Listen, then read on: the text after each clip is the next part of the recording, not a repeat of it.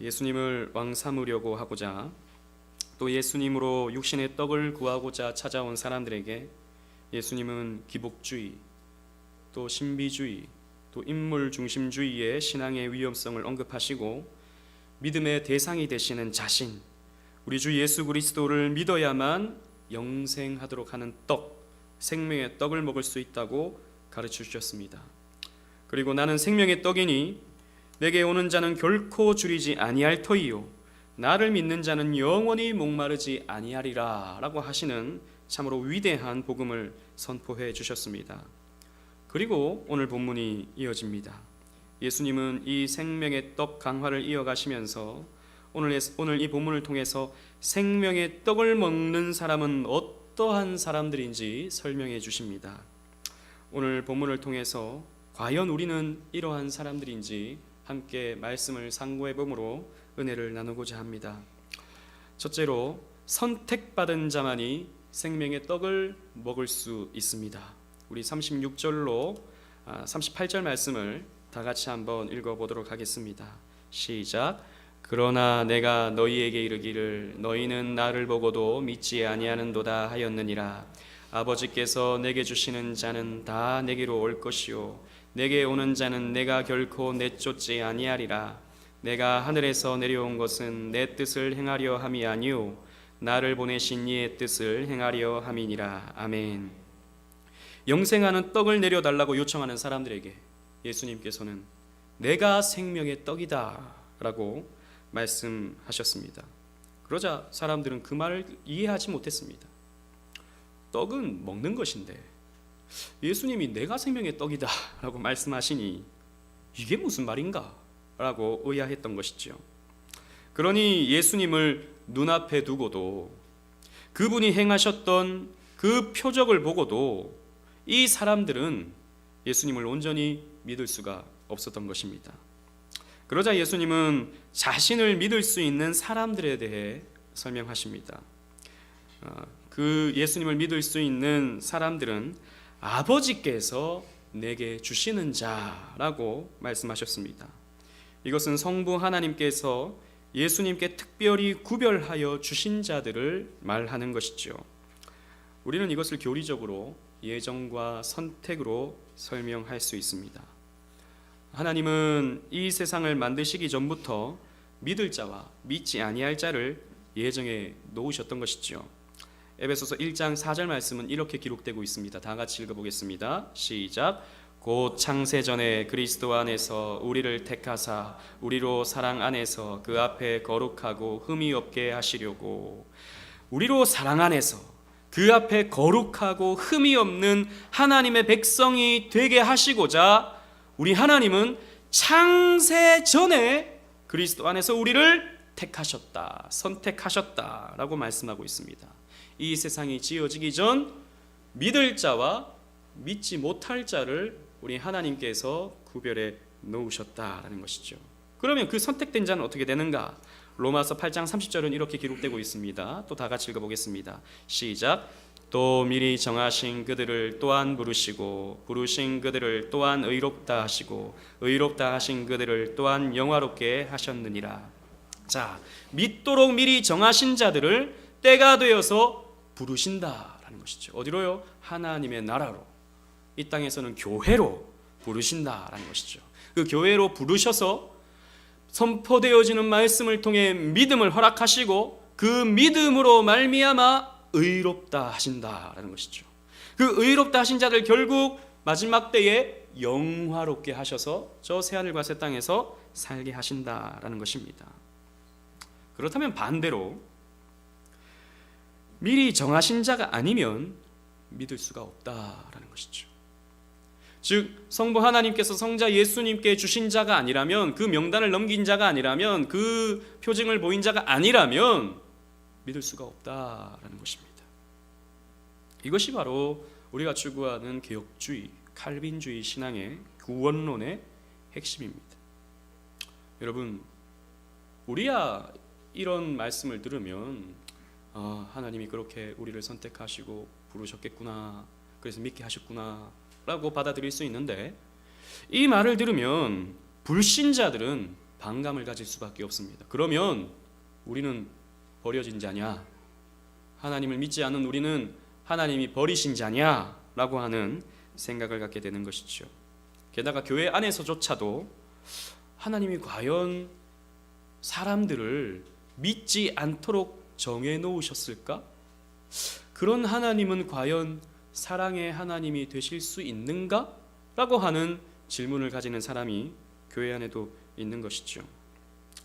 지금으로부터 약 400년 전에 알미니안주의자들은 그렇게 생각했습니다.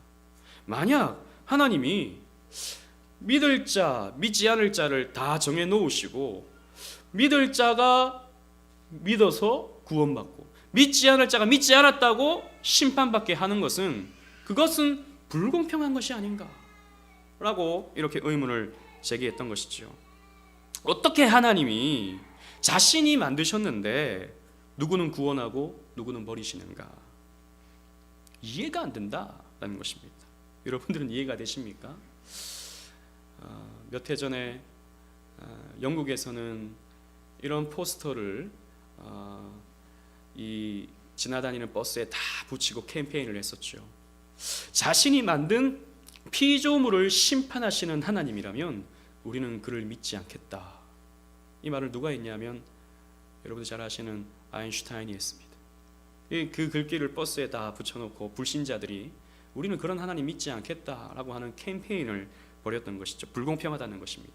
그런 하나님은 사랑의 하나님이 아니시다라는 것입니다. 그래서 그들이 내리는 결론은, 알미니안주의자들이 내리는 결론은, 구원은 하나님께서 다 정하셔서 그냥 사람들은 이끌려가는 것이 아니라, 믿음으로 이끌려가고 불신으로 이끌려가는 것이 아니라, 하나님은 구원의 길을 다 예비해 놓으시고 인간이 선택을 해서 내가 믿을지 믿지 않을지 그 선택을 해서 구원과 심판이 결정된다라고 주장을 했던 것이죠. 그러면 하나님이 누구를 구원하고 누구를 구원 안 하고 여기에 대한 책임으로부터 하나님은 면해지는 거잖아요.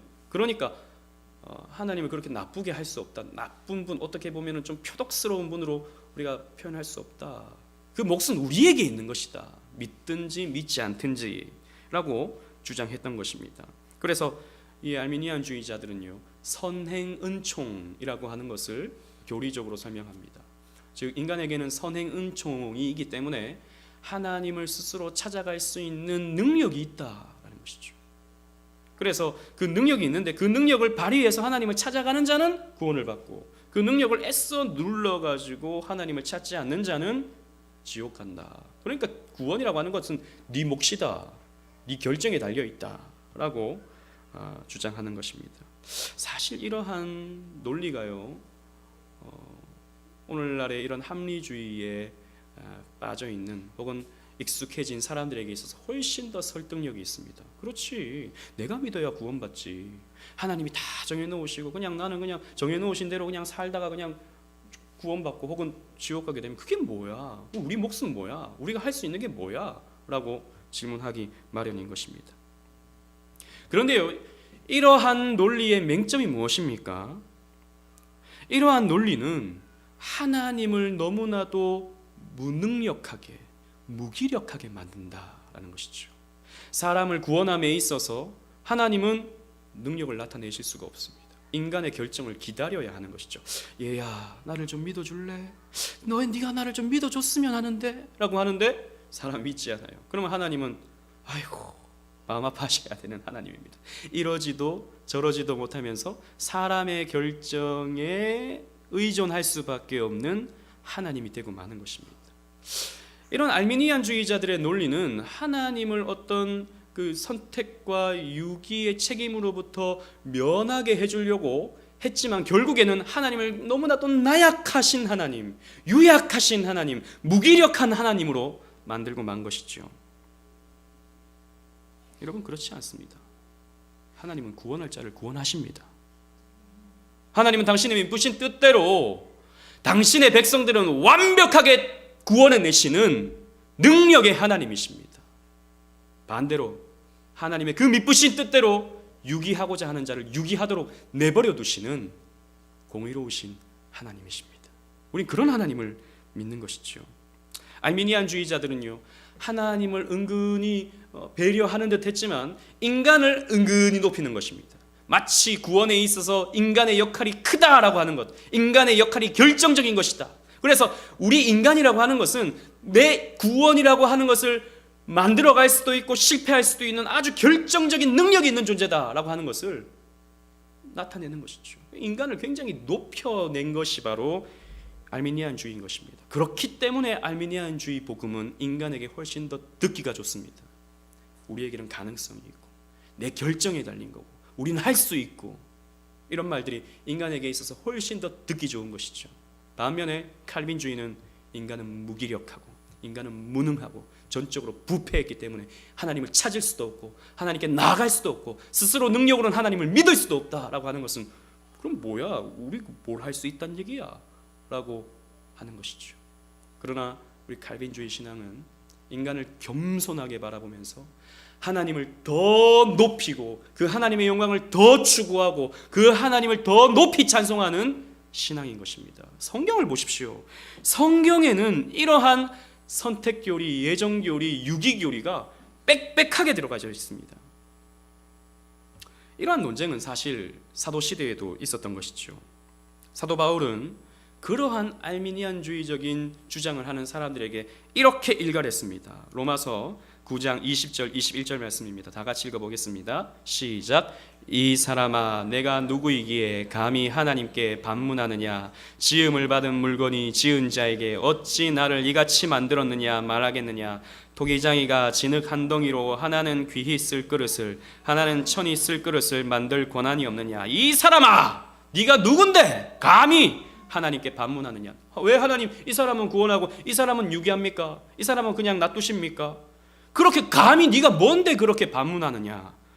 물건을 만든 사람이 이 물건을 이렇게도 쓰고 저렇게 하는 것은 그 물건을 만든 사람이 마음이지, 하나님도 마찬가지로 당신의 피조물을 이렇게도 쓰시고 저렇게도 쓰시는데 네가 피조물인 주제에 뭘 그렇게 반문하느냐? 라고 사도 바울은 굉장히 맹렬하게 일갈하고 있는 것이죠. 누구를 선택하고 누구를 유기하는 것은 하나님의 주권입니다. 하나님은 당신의 주권으로 미쁘신 뜻대로 몇몇 사람들을 선택하시고 그 선택하신 자를 주권적으로 인도하셔서 반드시 구원해 내시는 전지전능하신 하나님이시다라는 것이죠.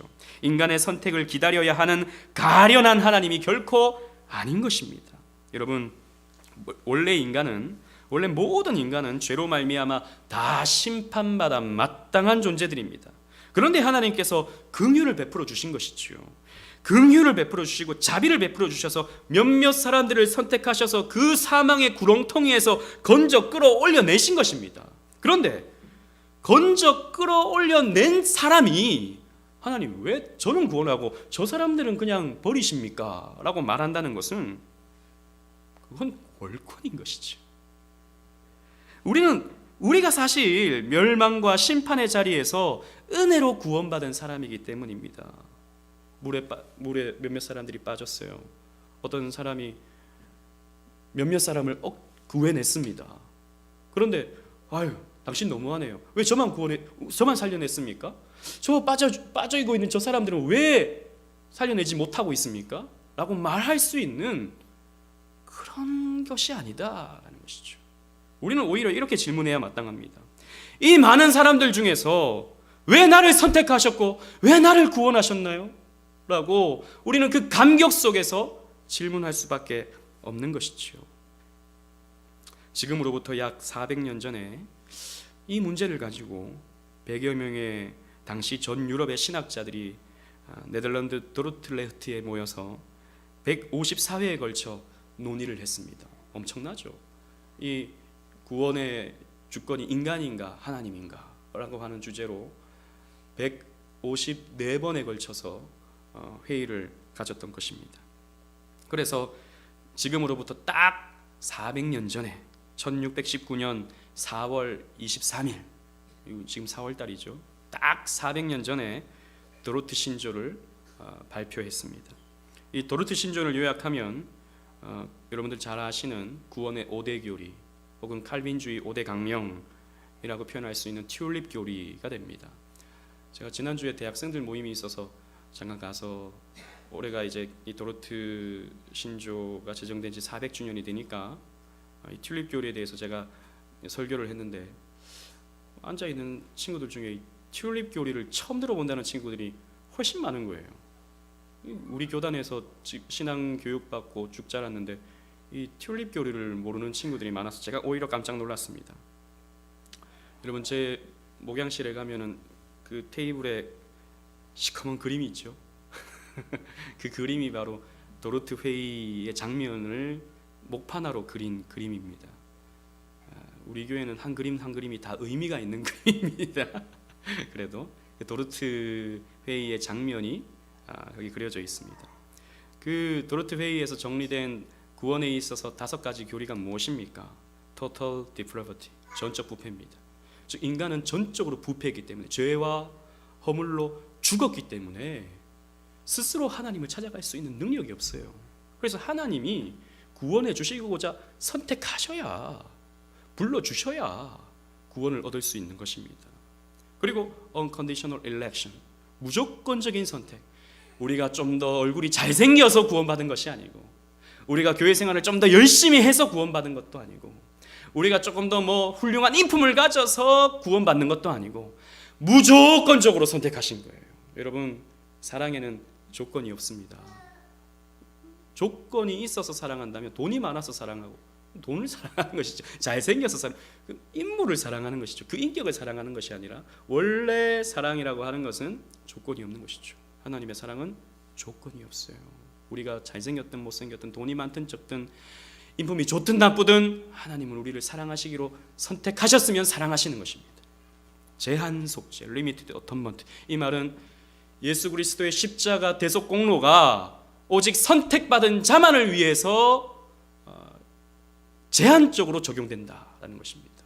즉 우리를 위해서만 예수님께서 돌아가셨다. 불신자들을 위해서, 이 세상 모든 사람들을 위해서 예수님께서 죽으신 것이 아니다라는 것입니다. 저와 여러분들을 위해서 예수님 죽으신 거예요. 그리고 irresistible grace, 불가항력적 은혜. 우리가 하나님을 반대해도 하나님 믿기 싫어, 무슨 주일날 교회를 가, 이런 마음을 먹고 있다 하더라도, 우리는 그 죄로 하나님을 반대한다 하더라도 하나님이 우리를 뚫고 들어오시는 거예요. 하나님이 우리의 심령 속에 뚫고 들어오셔서 믿을 수밖에 없도록 만드시는 거예요. 불가항력적, 내가 아무리 반대를 해도 하나님이 뚫고 들어오셔서 우리의 마음속에 은혜를 퍼부어 주시면 우리는 믿을 수밖에 없는 것이죠. 그리고 perseverance of saints, 성도의 견인. 우리를 그렇게 한번 믿음을 주시면 결코 포기하지 아니하시고 우리를 저 천국으로 인도하시는 거예요. 그 견고한 인내 가운데서. 여러분, 이것이 바로 칼빈주의의 구원론.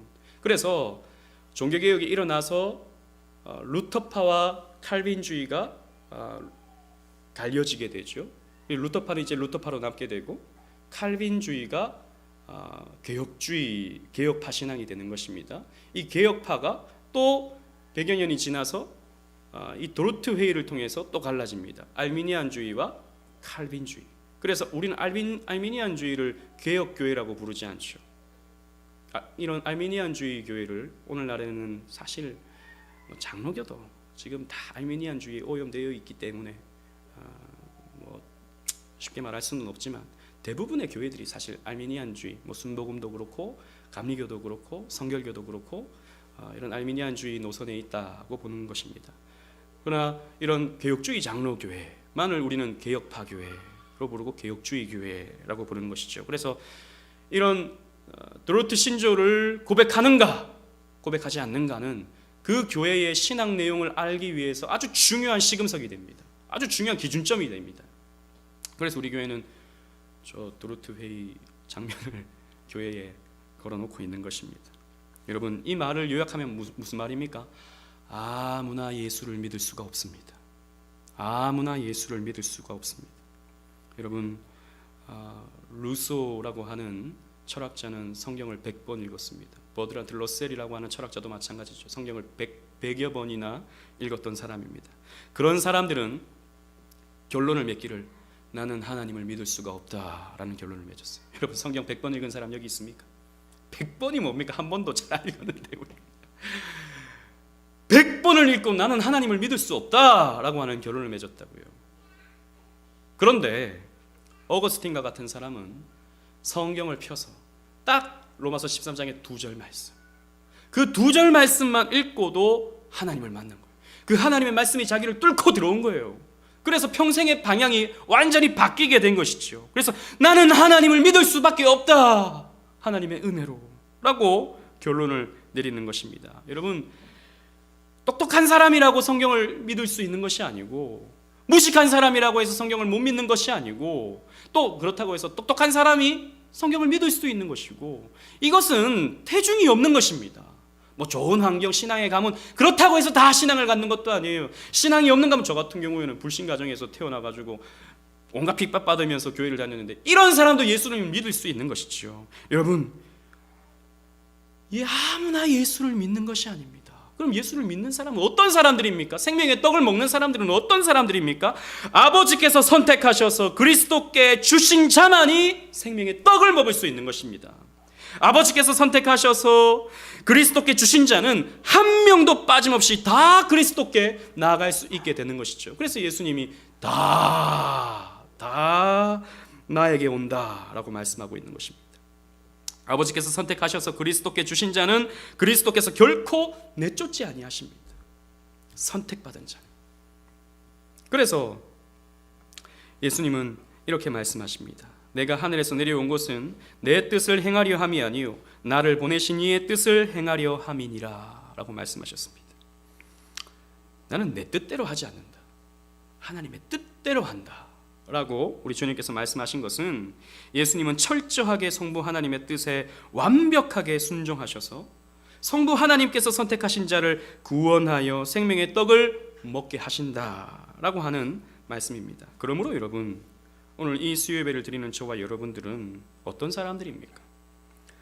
우리 하나님께서 창세전부터 선택한 하나님의 자녀들인 것입니다. 여러분, 이 수요밤에, 이 피곤한 시간에 제가 늘 얘기하지만 여러분 얼마든지 쉬실 수 있잖아요. 제가 여러분 수요예배 안 온다고 여러분들을 닥달할 사람은 아닙니다. TV를 보면 얼마나 재밌는 거 많이 합니까? 또 얼마나 여러분 만날 사람들이 많고 해야 할 일이 많습니까? 그럼에도 불구하고 여러분들은 여기 왜 앉아 있습니까? 여러분들은 왜 이 피곤한 시간에 이 예배당에 앉아서 예배를 드리고 있습니까? 여러분, 여러분들이 나오고 싶어서 나온 것이 아닙니다. 여러분들이 예배를 드리고 싶어서 나온 것 같지만 그런 것이 아닙니다. 하나님께서 여러분들을 불러주셔서, 하나님께서 여러분들을 선택하셔서, 하나님께서 여러분들에게 예배하고자 하는 마음을 주시고, 하나님을 믿을 수 있는 믿음을 주시고, 이렇게 헌신하고자 하는 그 선한 마음을 주셨기 때문에 여러분들은 이 자리에 앉아 있는 사람들입니다. 저와 여러분들은 이 땅의 수많은 사람들 가운데 특별히 구별되어서 하나님의 자녀가 된 특별한 사람들인 것이죠. 그렇기 때문에 여러분, 저와 여러분들은 정말이지 하나님의 사랑으로 충만한 사람들입니다. 이 세상 그 어떤 사람들 가운데서도 하나님의 사랑이 여러분들에게 특별하게 적용되는 사람들인 것이지요. 여러분, 하나님은요, 우리의 모든 인생 여정들을 주장해 주셔서 모든 환경과 모든 시간과 내 주변의 모든 사람들을 사용하셔서 우리로 하여금 하나님을 믿을 수밖에 없는 그 모든 상황들을 만들어 주셨습니다. 이 지금 되어지는 모든 환경들, 오직 은혜교회를 만나시고 여러분들이 수요예배를 올 수 있도록 여러 가지 환경들이 조성된 것은 우연이 아니고, 그렇게 그냥 된 것이 아니고 하나님께서 다 연출하시고 계획하시고 주장하신 결과다라는 것입니다. 심지어는 여러분들 인생에서 참 힘든 순간들이 있었죠. 참 고통스러운 순간들이 있었죠. 그런 순간까지도 하나님은 사용하셔서 하나님을 만날 수 있는 계기로 만들어 가시는 것입니다. 그래서 결국에는요, 우리가 그 모든 인생 여정의 굴곡을 거치고 난 후에 지금 이 자리에 앉아 있는 것입니다. 그래서 우리 인생은요, 한마디로 말하면 하나님의 이벤트와 같습니다. 우리 인생은 하나님의 이벤트입니다. 여러분, 요즘에 젊은 사람들은 결혼하려면요, 이벤트를 해야 됩니다. 이벤트를, 프로포즈를 해야 되는 것이죠. 그래서 모든 동선들을 다 이렇게 딱 정해놓고 여기 가면 어떤 일이 벌어지고 저기 가면 어떤 일이 벌어지고 여기 가면 이런 선물이 딱 하고 나타나가지고 그 여자친구를 한번 울려야 결혼을 할 수 있는 그런 시대인 것이죠. 남자들이 참 힘든 시대가 또 오늘날 시대입니다. 나를 위해서 이 모든 것이 준비된 거구나. 나를 위해서 이 모든 것이 연출된 거구나. 나에게 이런 사랑을 표현하려고 이 모든 상황을 내 남자친구가 이렇게 준비했구나 라는 것을 여자친구가 알 때 여자친구는 감격의 눈물을 흘리는 것이죠. 여러분, 우리 인생이 하나님의 이런 프로포즈입니다. 우리 인생이 하나님의 이벤트입니다. 여러분, 하나님은 여러분들을 만나시고자 모든 상황, 모든 만남, 모든 시간 주장해 주셔서 하나님을 만날 수밖에 없도록 여러분들을 만들어 가셨던 것이지요. 그래서 하나님이 여러분들을 먼저 사랑하신 것입니다. 요한일서 4장 10절 말씀을 다 같이 읽어보겠습니다. 시작. 사랑은 여기 있으니 우리가 하나님을 사랑한 것이 아니요 하나님이 우리를 사랑하사 우리 죄를 속하기 위하여 화목제물로 그 아들을 보내셨음이라. 아멘. 사랑은 여기 있다. 우리가 하나님을 사랑한 것이 아니요 하나님이 우리를 먼저 사랑하사 우리에게 그 사랑 나타내 보이시고자 당신의 외아들 우리 주 예수 그리스도를 화목제물로 나타내 보여주신 것입니다. 그래서 내가 너를 이만큼 사랑한다 라고 하는 것을 우리에게 보여주시고 그 믿음 주셨기 때문에 우리는 그 보여주신 그 계시에 반응하여 하나님, 우리도 하나님을 사랑할 수밖에 없습니다 라고 나아가게 되는 것이죠. 여러분, 하나님께서 주신 자만이 생명의 떡을 먹을 수 있습니다. 여러분, 우리는 하나님께서 우리 주 예수 그리스도께 주신 자들, 선택받은 자들, 믿기로 작정된 자들입니다. 그 사실에 감격하시는 저와 여러분들이 되시기를 바랍니다. 두 번째로 생명의 떡을 먹는 자들은 영생을 누립니다. 우리 39절로 40절 말씀을 다 같이 읽어보겠습니다. 시작. 나를 보내신 이의 뜻은 내게 주신 자 중에 내가 하나도 잃어버리지 아니하고 마지막 날에 다시 살리는 이것이니라. 내 아버지의 뜻은 아들을 보고 믿는 자마다 영생을 얻는 이것이니 마지막 날에 내가 이를 다시 살리리라 하시니라. 아멘. 예수님을 이 땅에 보내신 성부 하나님의 뜻은 성부 하나님께서 선택하신 자를 하나도 잃어버리지 아니하는 것이라고 했습니다. 즉 하나님이 택하신 모든 자를 우리 주 예수 그리스도의 십자가로 말미암아 구원해 내시는 것이 우리 하나님의 뜻이요 우리 주 예수 그리스도께서 이루시는 성취인 것입니다. 이것이 여러분 또 교리적으로 창세전의 성부와 성자와 성령 사이에 맺으신 구속 언약, 라틴어로 팍툼 살루티스라는 것입니다. 즉 이 세상이 만들어지기 전 성부와 성자와 성령께서는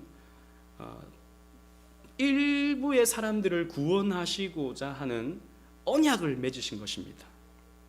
시편 40편 7절 8절은 이것을 이렇게 기록하고 있습니다. 다 같이 읽어보겠습니다. 시작. 그때 내가 말하기를 내가 왔나이다. 나를 가리켜 기록된 것이 두루마리 책에 있나이다. 나의 하나님이여 내가 주의 뜻 행하기를 즐기오니 주의 법이 나의 심중에 있나이다 하였나이다. 이 시편은 우리가 잘 알듯이 다윗의 시편입니다. 그런데 우리가 이 시편만 이렇게 읽어보면 그런 걸 모릅니다. 발견해내기가 어렵습니다. 나를 가리켜 기록된 것이 두루마리 책에 있나이다. 나의 하나님이여 내가 주의 뜻 행하기를 즐기오니 주의 법이 나의 심중에 있나이다. 다윗이 하나님의 말씀을 사모해서 말씀대로 살기를 기도했다. 이런 내용으로 이해하기가 쉽죠. 그러나 우리는 늘 구약에 있는 말씀과 신약에 있는 말씀을 함께 유기적으로 볼 수 있는 그런 시선이 혹은 그런 식견이 우리에게 필요합니다. 히브리서는 이 시편 40편의 말씀을 이렇게 적용합니다. 다 같이 한번 읽어보도록 하겠습니다. 시작. 이에 내가 말하기를 하나님이여 보시옵소서 두루마리 책에 나를 가리켜 기록된 것과 같이 하나님의 뜻을 행하러 왔나이다 하셨느니라. 그 후에 말씀하시기를 보시옵소서 내가 하나님의 뜻 행하러 아이다 하셨으니 그 첫째 것은 패하심은 둘째 것을 세우려 하심이라. 이 뜻을 따라 예수 그리스도의 몸을 단번에 들이심으로 말미암아 우리가 거룩함을 얻었노라. 아멘.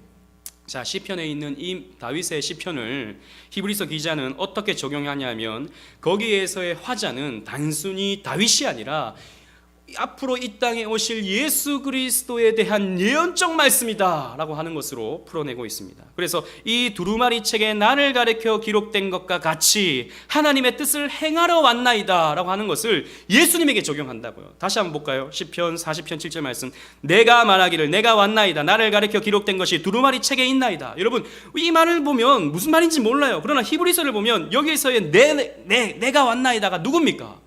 예수 그리스도신 것이죠. 예수 그리스도에 대해 기록된 것이 두루마리 책에 있다 그랬습니다. 구약 성경이 바로 예수 그리스도에 대해 기록된 것이다 라는 것이죠. 그래서 예수님은 하나님의 뜻을 행하기를 즐거워한다 그랬습니다.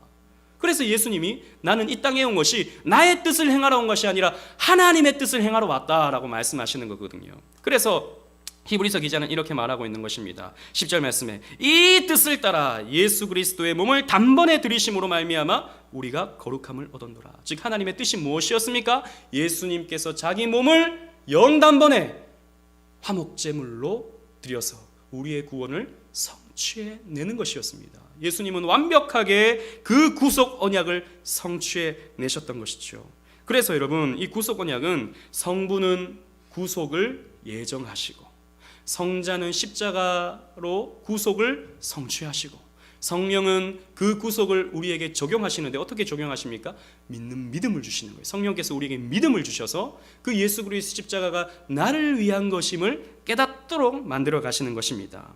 그래서 여러분, 예수님께서는 십자가에서 단번에 자기 자신을 희생제물로 드리심으로 우리의 죄가, 저와 여러분들의 죄가 그리스도에게 전가가 되고 그분이 획득하신 그 율법을 지키심으로 행하셨던 그 의는 우리에게 전가가 되어서 우리가 당해야 할 죽음은 예수께서 당하시고 예수께서 가지신 그 생명은 우리에게 주어주심으로 우리는 영생하도록 만들어 가시는 것입니다. 그래서 어떻게 이런 일이 벌어질 수 있습니까? 우리가 예수 그리스도를 믿음을 통해서 의의 전가, 죄의 전가가 이루어지는 거예요. Great exchange, 위대한 맞바꿈이 이루어지게 되는 것입니다.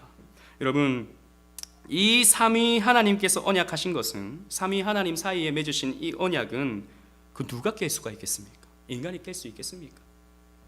그 어떤 상황이 이 언약을 깰 수가 있겠습니까? 없습니다. 삼위 하나님은 서로에게 완벽하게 순종하시고 완벽하게 모든 일을 행하실 수 있는 삼위 하나님이시기 때문이죠. 그러므로 여러분, 그러므로 하나님은 당신이 구속하시기로 작정된 자들은 끝까지 사랑하시고 끝까지 천국으로 인도하십니다. 때로는 저와 여러분들이 연약해져도 지금은 여러분들이 믿음이 있어서 수요예배도 나오시고 주일 오전 오후 다 하시고 또 전도도 나가시고 여러 가지 봉사도 잘하시고 하시지만 여러분, 우리가 늘 신앙이 그렇게 충만하지는 않습니다. 때로는요, 시험이 찾아와서 막 교회 그러면 진절머리가 날 때가 있습니다. 우리 인생에 그런 일들이 찾아옵니다.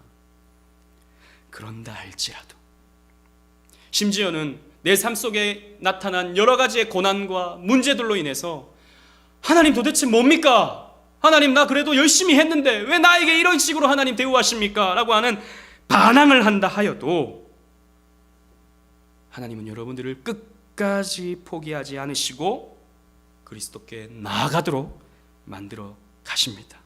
여러분, 여기서 중요한 것, 아까 알미니안주의자들이 주장하는 것처럼 이 구원이라고 하는 것이 우리의 선택과 우리의 믿음과 우리가 만들어낼 수 있는 믿음과 우리의 어떤 순종의 몫으로 결과로 받는 것이 구원이라면 우리는 너무나도 불안할 것입니다.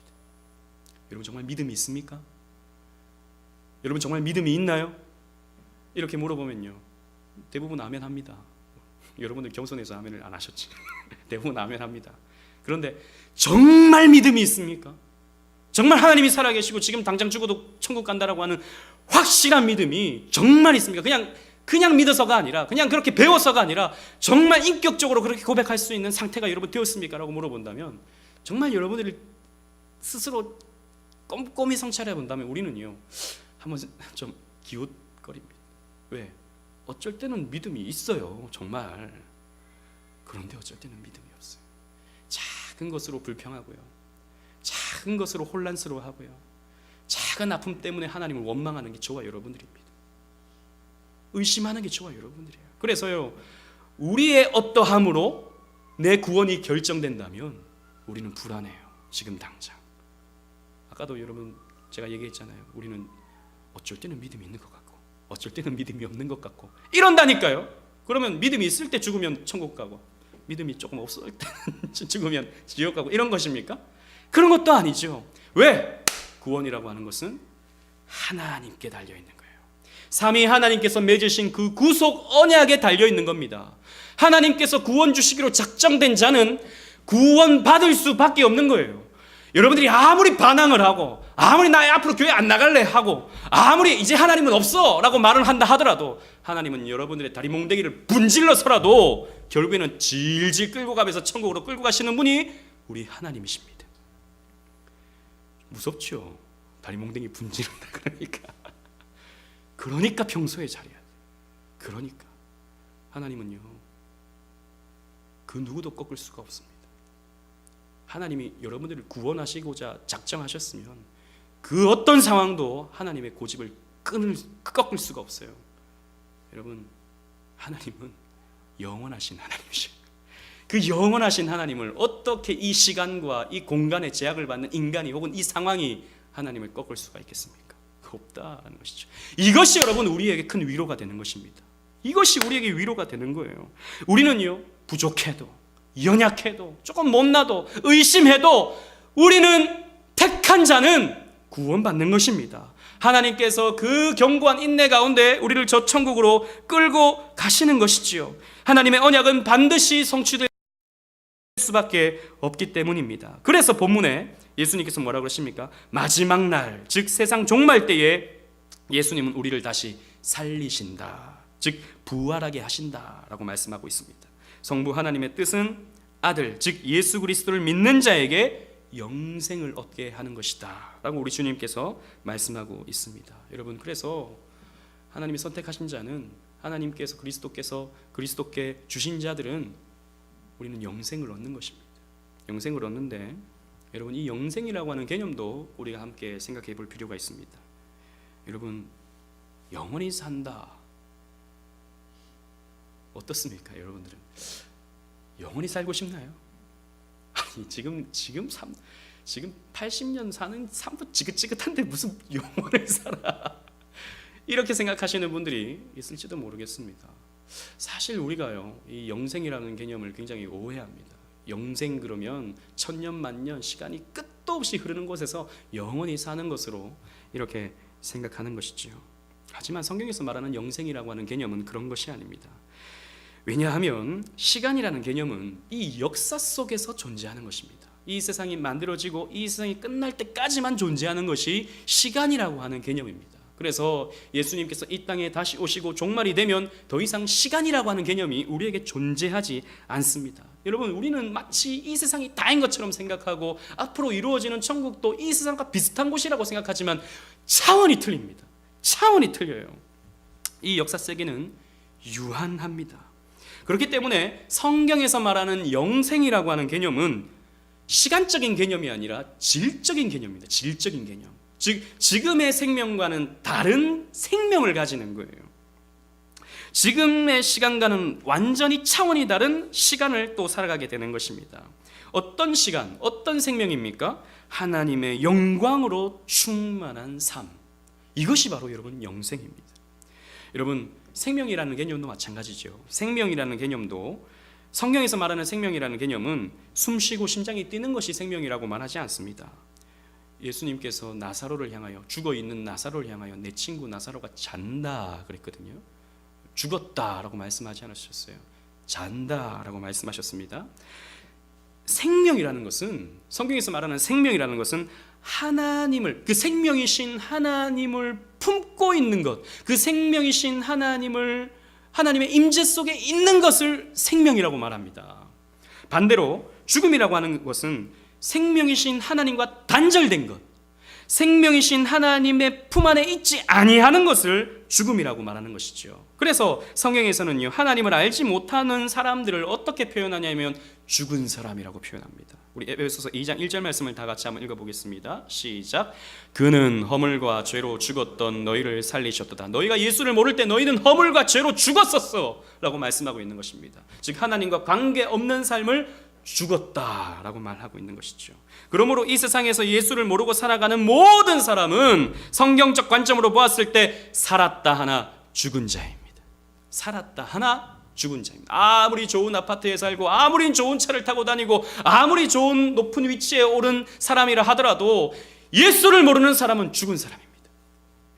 그러나 꽃처럼 향기 나는 삶이 아니라도 예수를 모시고 살아가는 사람에게는 생명이 있는 사람, 살아있는 사람이 되는 것이지요. 이것이 무엇입니까? 성경에서 말하는 거듭남, 중생인 것이죠. 저와 여러분은 예수로 말미암아서 다시 살게 된 거예요. 이게 첫째 부활이에요. 이게 첫째 부활. 그리고 하나님이 주신 생명으로 살게 되는 거죠. 생명이 있기 때문에 생명이신 하나님을 여러분들은 볼 수 있는 것입니다. 생명이 없는 사람은 아무리 하나님의 영광의 빛을 저 태양빛으로 비춰줘도 몰라요. 아무리 성경을 펴서 설명을 해줘도, 논리적으로 신학적으로 설명을 해줘도 못 알아듣습니다. 그러나 생명이 있는 자는 알아듣는 것이죠. 생명이 있는 자는 보는 것이죠. 여러분, 그래서 여러분, 마지막 때에 우리가 의의 부활을 경험하게 될 때, 그 마지막 때의 부활을 둘째 부활이라고 말합니다. 첫째 부활은 우리가 예수를 믿었을 때 하나님과의 관계가 시작됨으로써 첫째 부활이 이루어지는 것이고, 둘째 부활은 예수님께서 이 땅에 다시 오실 때 우리는 예수님처럼 호련히 신령체로 부활하게 되는 것입니다. 우리는 그때 의의 부활을 경험하게 될 때 성경 계시로만 보았던 하나님의 영광을 그때는 눈으로 보는 거예요. 그때는. 지금 우리는 성경을 통해서만 하나님의 영광을 얼핏 보지만 그때는 하나님의 영광 자체를 눈으로 보는 것입니다. 계시록 21장 23절은 이렇게 기록되고 있습니다. 다 같이 읽어보겠습니다. 시작. 그 성은 해나 달의 비침이 쓸데없으니 이는 하나님의 영광이 비치고 어린 양이 그 등불에 되심이라. 자, 새하늘과 새 땅에서는 해가 필요 없고 달이 필요 없다고 그랬습니다. 왜요? 우리 주 하나님께서 영광을 비춰주시기 때문에, 어린 양이 등불이 되어주시기 때문에, 우리는 그 영광을 보기 때문에 이런 해가 필요 없고 달이 필요 없는 거예요. 옛날에는, 지금은 어슴푸레하게 느꼈던 그 사랑을 또 이제 새하늘과 새 땅에서는요, 완벽하게 그 사랑을 느끼고 체험합니다.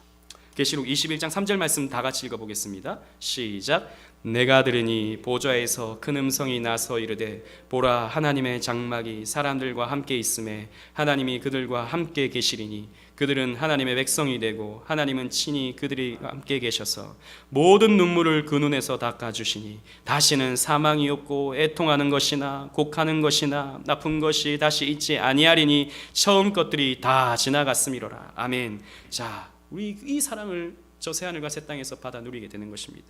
여러분, 이런 하나님의 사랑을 받아 누릴 수 있기 때문에 저 새하늘과 새 땅에서는 다른 어떤 필요한 것이 없습니다. 지금은 여러분, 우리가 필요한 게 많죠. 이것도 되었으면 좋겠고 저것도 되었으면 좋겠고 그것 때문에 힘들어하고 아파하죠. 하나님의 영광을 어슴푸레하게 보기 때문입니다. 그러나 그때는 하나님의 은혜와 하나님의 사랑을, 하나님의 영광을 완벽하게 체험하고 보기 때문에 다른 어떤 것이 필요하지 않아요. 여러분, 저는 잘 모르지만 다이아몬드 진짜 5캐럿 그것을 가지고 있는 사람이 큐빅 요만한 거 그거 필요하겠습니까?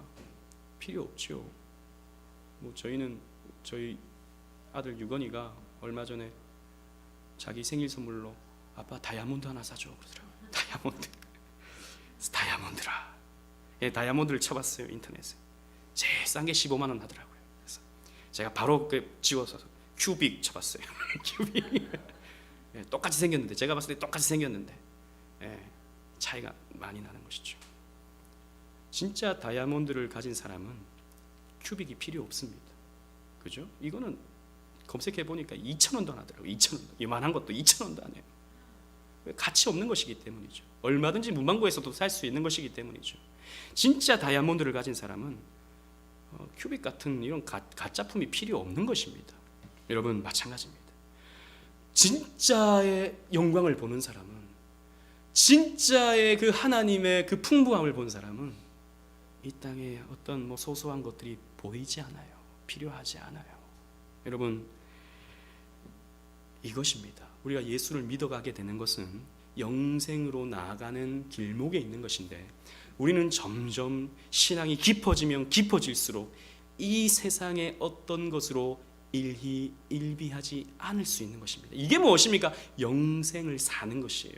여러분, 영생은 나중에 저 새하늘과 새 땅에서만 살아가는 것이 아니라 이미 나에게 임재해 주신 예수 그리스도로 말미암아 영생을 사는 것인데, 그 예수를 가졌으므로 이 세상의 어떤 것으로 인해서 이리저리 왔다리 갔다리 하지 않는 그런 공고한, 그런 튼튼한, 그런 흔들리지 아니하는 믿음으로 사는 것입니다. 여러분, 이게 믿음이고 이게 영생의 삶이에요. 그래서 여러분, 영생이라고 하는 것을 꼭 나중에 새하늘과 새 땅에서 사는 것으로 생각하지 마십시오. 물론 우리 그때를 기대해야 돼요. 왜? 그때는 완벽해지니까.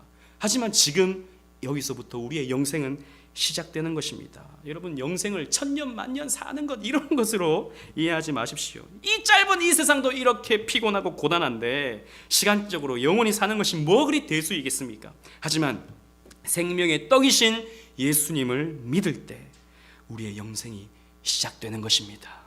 그리고 죽고 부활하여 우리는 온전한 영생의 삶을 누리게 되는 것입니다. 하나님의 충만한 은혜와 사랑으로 말입니다. 그래서 우리는요, 저 새하늘과 새 땅에서 영생을 살아갈 때 우리는 뭘 하냐 하면, 여러분 궁금하죠? 천국 가서 뭘 하냐? 천국 가서 새하늘과 새 땅에서 뭘 하고 그러면 살아가냐? 성경에 답이 있습니다. 계시록 7장 10절 말씀입니다. 다 같이 읽어보겠습니다. 시작.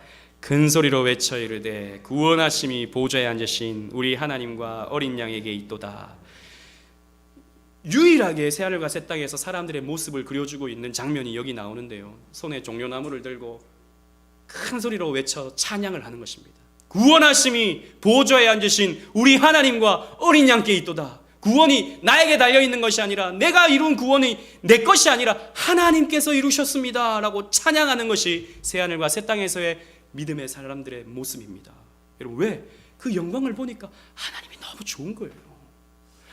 그 해같이, 저 달같이 빛나는 우리 주님의 영광을 봤을 때 너무 감격스러운 거예요. 그래서 천국에서는요, 우리가 할 수 있는 것은 하나님을 찬양하는 것밖에 없습니다. 이 땅에서 찬양은 찬송가 딱 폈을 때 이번에는 몇 절까지 있나? 왜 목사님은 5절까지 있는 이런 찬송가를 선택하셨나? 그렇다면 여러분, 우리의 신앙에 문제가 있는 것입니다. 여러분, 이 땅에서 그 영생을 맛보는 사람은 그 찬송이 너무 감격스러운 것이죠. 너무 감사한 것이죠. 왜? 나를 구원해 주셨으니까, 나를 사랑해 주셨으니까, 나를 선택해 주셨으니까 우리는 그렇게 찬송할 수밖에 없는 것입니다. 사랑하는 오직은혜 교회 성도 여러분, 이 수요일도 하나님께 예배하러 나오신 여러분들이 왜 이 피곤하고 고단한 시간에 나오셨습니까? 그 이유는 성부 하나님이 저와 여러분들을 그리스도께 주셨기 때문입니다. 하나님이 저와 여러분들을 선택하셨기 때문에 우리는 예수 그리스도를 믿게 되었고 그리스도의 몸인 이 교회를 섬기게 된 것입니다. 여기에 우리가 자랑할 것이 없습니다. 여기에 내가 뭔가를 했다라고 말할 수 있는 것이 없습니다.